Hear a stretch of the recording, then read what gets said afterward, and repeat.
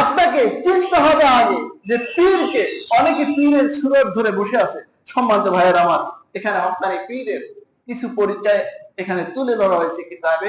আমি আপনাদেরকে সংক্ষিপ্ত আকারে জানাই দিই যে পীর হতে হলে পরে কি কি লাগবে এবং কেমন মানুষের কাছে আপনারা যাইবেন।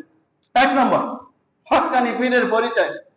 প্রয়োজন মাফিক ইলম থাকবে, কোরআন হাদিসের এলেম তার ভিতরে থাকবে।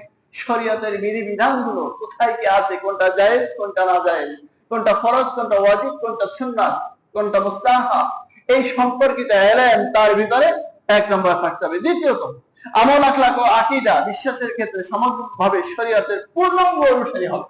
প্রথমত শরীয়তের অনুসারী হতে হবে, মারিফাত করে আগে থেকে শরীয়তের পূর্ণাঙ্গ বিধিবিধান এ টু জেড মেনে নিতে হবে। 3 নম্বর, সুন্নত নবীর অনুসারী হতে হবে, বিদআতি নয়। আল্লাহ রাসূল সাল্লাল্লাহু আলাইহি ওয়াসাল্লামের সুন্নাত মাথার চুল থেকে শুরু করে পায়ের পাতা পর্যন্ত সব জায়গায় শরীরে তো থাকবেই, বাস্তব ক্ষেত্রেও চলাফেরা, ওঠা বসা, লেনদেন, আচার ব্যবহার, কথাবার্তা সকল জায়গায় সুন্নাত থাকবে, বেদাত থাকবে না।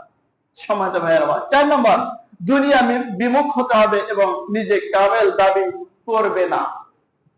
দুনিয়ার প্রতি তার কোনো আসক্তি থাকবে না, টাকা পয়সা, ধন সম্পদ, বাড়ি গাড়ি এসব কোনো কিছুর প্রতি তার কোনো আসক্তি থাকবে না এবং নিজেকে নিজে পীর বা বুজুর্গ এমনটা দাবিও করবে না। এমন নিরীহ শান্ত মেজাজের হবে।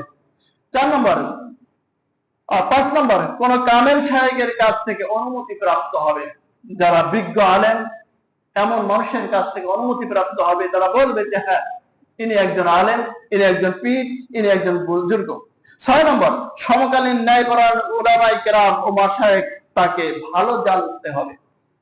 সমকালীন সময়ে আমরা যাদেরকে বড় বড় আলেম জানি, বড় বড় মাওলানা যাদেরকে আমরা জানি, কিতাব যারা জানেন, এমন ভালো মানুষ যারা আছে, আলেম ওলামা যারা আছে, তারা সবাই সমকালীন সময় সবাই তাকে বলবে যে হ্যাঁ, এই মানুষটা ভালো মানুষ, ইনি আল্লাহর ওলি, ইনি পীর, ইনি বুজুর্গ। এটা সমকালীন সময়ের সমস্ত আলেমরা স্বীকৃতি দেবে এমন ব্যক্তি।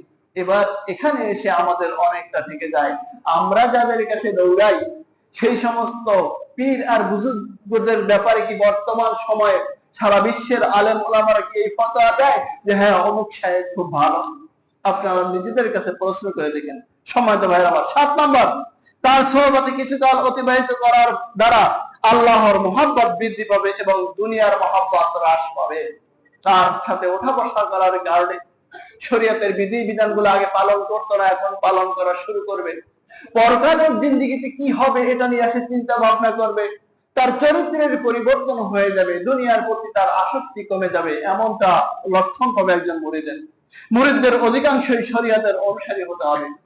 সেই পীর সাহেব যাদেরকে মুরিদ বানাইবে তাদের অধিকাংশরাই শরীয়তের বিধিবিধানগুলো মেনে নেবে, মেনে চলবে, এমনটা হবে। 9 নম্বর, তালিম, তাকলিম ও শিক্ষা দীক্ষার ব্যাপারে মুরিদদের অবস্থার উপরে দয়া পরবশ হতে হবে এবং সৎ কাজের আদেশ ও অসৎ কাজের নিষেধ করবে।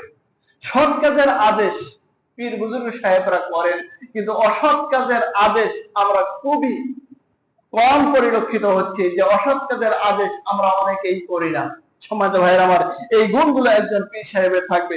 সর্বশেষ, পীর সাহেব নিজেও জিকির আজগারে মশগুল থাকবে এবং এই ব্যাপারে সবাইকে নির্দেশনা দেবে, নিজে ইবাদত বন্দেগী করবে বেশি বেশি। সম্মানিত ভাইয়ের আমার, এখানে যে ক্যাটাগরি গুলো আমরা পেলাম, এই ক্যাটাগরি গুলো পালন করার জন্য, এই অভিজ্ঞতা গুলো অর্জন করার জন্য খানকা খুলে বসার দরকার হয় না, মানুষদেরকে সেখানে জড়ো করে ওরস করার দরকার হয় না, আর বায়াত গ্রহণ করতে হয় না।